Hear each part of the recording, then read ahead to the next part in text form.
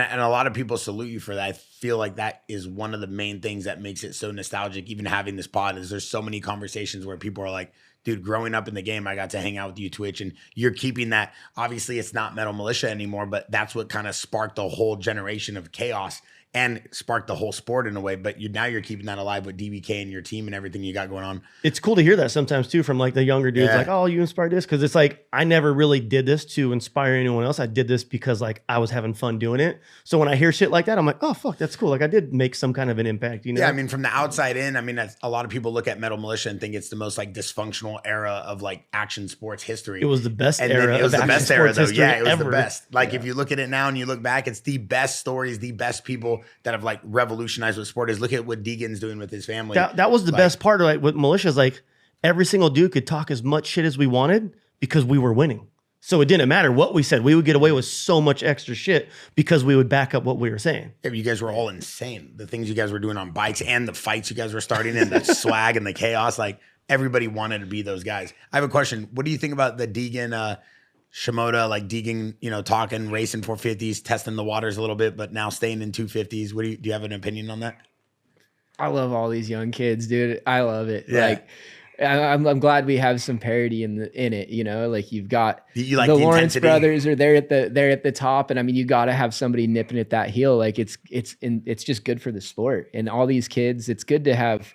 I mean, you might not like what he's saying, what Deegan's saying, but I mean, Deegan's smart. You know, like Hayden's smart, his dad's smart. They know. You think it's his doing. dad orchestrating all this? I think it probably comes. I think it probably comes fairly natural to him as well. You know? He's been around it his whole life. It comes natural for sure. What do you think about him staying in the 250s? That you think he should move up or another year? Hell no, I think it's smart. Why wouldn't you go win another championship before you move up? Because once you go up, you ain't going back. And it's like if you go win, you get the manufacturer bonus for $1 million. You're stoked. Like, why would you not go do that?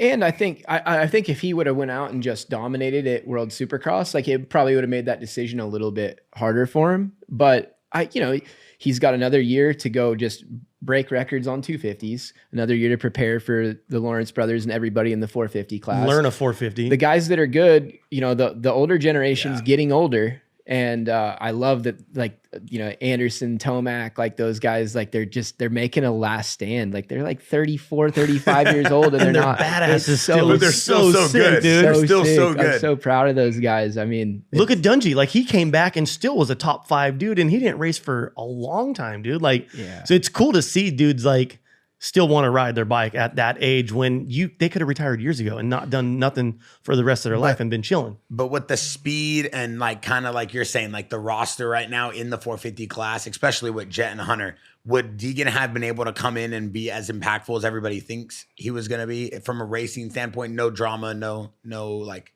issues.